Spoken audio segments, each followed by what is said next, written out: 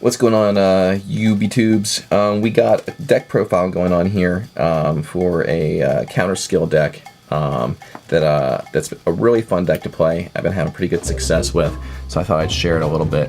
The main function of this deck, actually there's really three main functions. First is really to kind of establish some control. Control the entire game. It is a skill drain based deck, so we want to kind of limit options for the opponent so that they can't do too much. We also want to kind of create a scenario where we can do some drawing. Any kind of control-based deck, especially a skill drain one that sets some back row. Drawing is always a huge issue. And then the third, because of the skill drain, we got the beatdown factor. So we're going to kind of kick the monsters off. We run 3 Thunder King. Thunder King is great because it really is like a single card that can really start establishing the field and some control. One card that can kind of create a lot of kind of control options. The next card, we're going to kind of keep going on through the monsters, will help with that kind of draw factor. And Card D is that great plus card. In a deck like this, you'll see the downside to Card D, the fact that we're missing that the rest of our turn, isn't really a huge deal. It's a little bit different than most skill drain based decks because it is a counter build, so we do have a lot of options to be able to repopulate that empty field. The other really nice thing about Card D is the fact that it's a machine, and it's really easy to get into the grave. So as soon as we tribute and get it in there, even if they effect fail or we don't get the draw, we still have some material there to bring out one of our kind of beat sticks. And is nice because one, it is an 8-star, so it helps with that draw power. With we can run those trade-ins.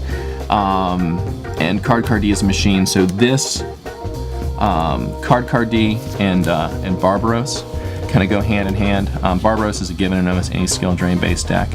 So the fact that we can have that Beast Warrior and Machine card in the grave fairly easily makes our a really sound like a pirate here, a really valid monster. With skill drain, he's a 3800 attack and can deal damage. If not, until you get that skill drain, you can kind of just keep nixing out their monsters until you can establish that field control. 3 Beast King Barbaros, 3000 attack if skill drains out, or if you reborn him, or if you call him. He's also another 8-star. We actually have 8 targets of 8 stars in this deck for trade-in. You know, a lot of people might be saying, hey, 8 stars, you run a lot of 8 stars, you can bring them out easy. I do have these guys, and I'll probably have that Leo guy, the new one for that win condition with the 3 counters. Very rarely do I go into my extra deck. This guy is here more for the trade-ins, and because I do run Van Dialgen, if I nix out negate a monster effect, I can pitch the Barbaros, bring him out, and all of a sudden my field is 5800 attack, so that's not bad at all. So Beast King Barbaros. We do run the 3 Van Dialgens. A lot of counter traps in this build. It's really nice because I can set a whole bunch of back row. I can play that Card D, pitch him to the grave, draw my 2 cards, and one, it can be a mental thing, or it can not. They can play some kind of stupid spell. I flip Dark Bribe and Van Dialgen comes out, and I get to burn for 1500. They can do a monster effect. I can flip Divine, and Van Dialgen comes out with another monster. So, I mean, a lot of times what I'll find is I don't even have Van Dialgen in my hand, but they're so afraid. Again, fear is a huge factor of this deck. They're so afraid of that counter trap bringing out Van Dialgen that they might not do anything. And you know how great is that for the deck if someone's completely afraid to do something. I've set back rows, I have no Van Dialgen in hand, and they're not making the plays that they should be making just because they're afraid of seeing him. So. In a build like this, draw power is huge. Consistency, I can't tell you how great it is to be able to set a bunch of back rows, play the Card D, as well as some Pot of Duality in one turn, and just kind of sit back and let the field establish itself.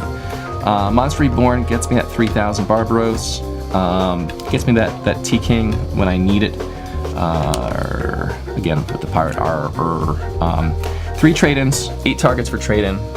And because Van Dialgen can negate a monster effect and bring a monster out, it's okay for them to be in the grave. I got Reborn. I got 3 calls in this deck. So Trade-in's a great card. Allows me to draw heavier into my deck. It's also a good way to get a material for So I can kind of pitch either an or a Barbaros, and if I've already played a card D, I can bring out an by removing those from the graveyard. At first I didn't really run Lance, but what I found is there's so many times where it's important, where I'm like running into like a Compulse or you know, a Dimensional Prison or something like that. To rely on having a set Dark Bribe, even though I run 3 of them, is never a good thing. One, I like to reserve my bribes for when I have a Vandy in my hand. But 2, just, you know, the added 800 attack is kind of big too. I run the T-King, so being able to kind of protect that T-King a little bit with Lance is also nice. The last spell I run is Chalice. Chalice is a card I really didn't like, and now it's like one of my favorite cards. The problem a lot of times is maybe I might not have enough life points for Skill Drain. Maybe I really don't want to flip Skill Drain yet. I just want that kind of spot negation. That spot negation makes that, you know, I can normal summon that Barbaros, not flip the Skill Drain, Chalice him, and now the guy, you know, is 3,400 attack. You know, maybe I don't have the Divine Wrath, or I don't have the cost for Divine Wrath. So having that one Chalice, at one point in time I actually ran 3 Divine Wraths, and I pulled out the 3rd for the Chalice. So, you know, test it out, mess around with it a little bit. Not a lot of people like Chalice or play the Chalice, but it's one of my personal favorites. So, again, Divine Wrath. Divine Wrath is one of my more favorite cards when I do get a chance to flip it. 1, because normally they're relying really heavily on that monster's effect, and 2, if I have that guy in hand and like a Beast King, I can actually discard the Beast King for Wrath's effect. Vandy comes out, and because I'm negating a monster effect, I can select one monster from my graveyard and special summon it. So right away I got 5,800 attack right there. I have 2 level 8s. I have all kinds of shenanigans and stuff I can work with. Usually that kind of makes people pretty mad when you flip that Divine Wrath. The cost is high to pitch one, like I said, with 3 Call of the Haunted, with having Vandy's effect and having Monster Reborn. It's really not that big of a deal. 2 Skill Drains. Where most people go wrong in Skill Drain decks, they flip these guys like crazy, and then they forget about the cost of the 1,000, or that they might actually need to get one of their monster's effects off first before they flip them. So it's really important that you're careful and not just flip these right away because you think it's fun to negate effects. Although it is fun to negate effects. 3 Solemns. Remember too, there's a lot of macro going around. You can actually warning the macro, because macro has that special summon feature. So remember that, and you can kind of get your Vandy out. Cost. Remember your life points. You know, half, 2,000, you know, 1,000. Shit can add up. So be careful. Be mindful of your life points. Don't just flip stuff willy-nilly. Dark Bribe. I do run 3 Dark Bribes. This is probably one of the greatest summoners of Vandy. I don't mind them pressing their hand too much, because normally flipping the Dark Bribe, I'm negating something, I'm bringing out the Vandy. And then the fact that I'm negating like a spell, I can burn for 15, or a trap, I can blow something up on the field. So 3 Dark Bribes. I do run 3 Call of the Haunted. With 3 trade-ins, I end up with a lot of cards in my graveyard, a lot of monsters in my graveyard. Call of the Haunted is great because it brings out a 3,000 Barbaros without having to have Skill Drain up. So I can bring out another 8-star if I want to do some kind of XYZ. It can bring out the other Thunder King, so I can go into a grade 4 if need be. So Call of the Haunted is nice. Set it to your card D thing.